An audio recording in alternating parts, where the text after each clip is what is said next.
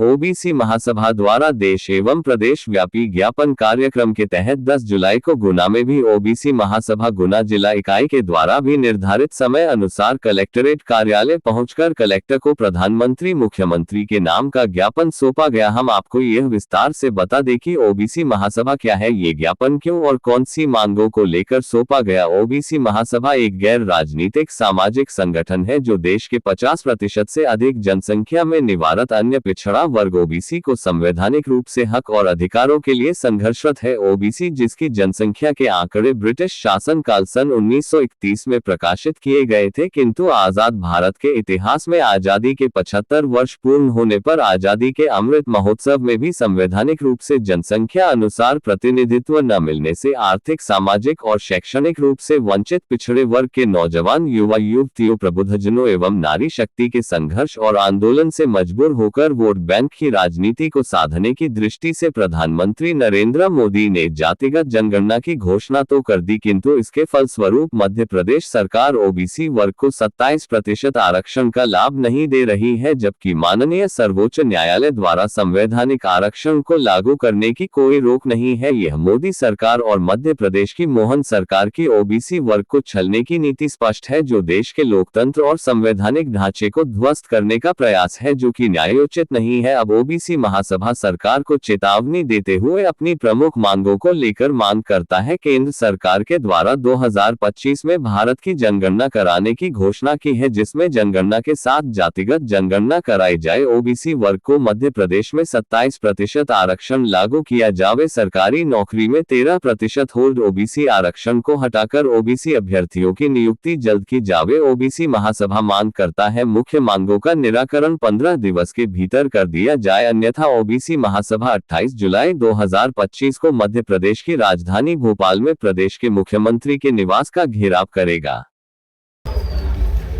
OBC महासभा मांग करती है जल्द से जल्द निराकरण हेतु मुख्य बिंदु इस प्रकार है। केंद्र सरकार द्वारा 2025 में भारत में जनगणना करने की घोषणा की है, जिसमें जनगणना के साथ जातिगत जनगणना कराई जाए। ओबीसी वर्ग को मध्य प्रदेश में 27% आरक्षण लागू किया जाए। सरकारी नौकरियों में जो 13% होल्ड ओबीसी आरक्षण के विद्यार्थी हैं, उनको होल्ड हटाकर ओबीसी अभ्यर्थियों को नियुक्ति दी जाए। अतः माननीय महोदय से ओबीसी महासभा मांग करती है मुख्य बिंदुओं को 15 दिवस के भीतर निरस्त किया जाए, अन्यथा ओबीसी महासभा 28 जुलाई 2025 को प्रदेश की राजधानी भोपाल के मध्य प्रदेश मुख्यमंत्री निवास का घेराव करेंगे।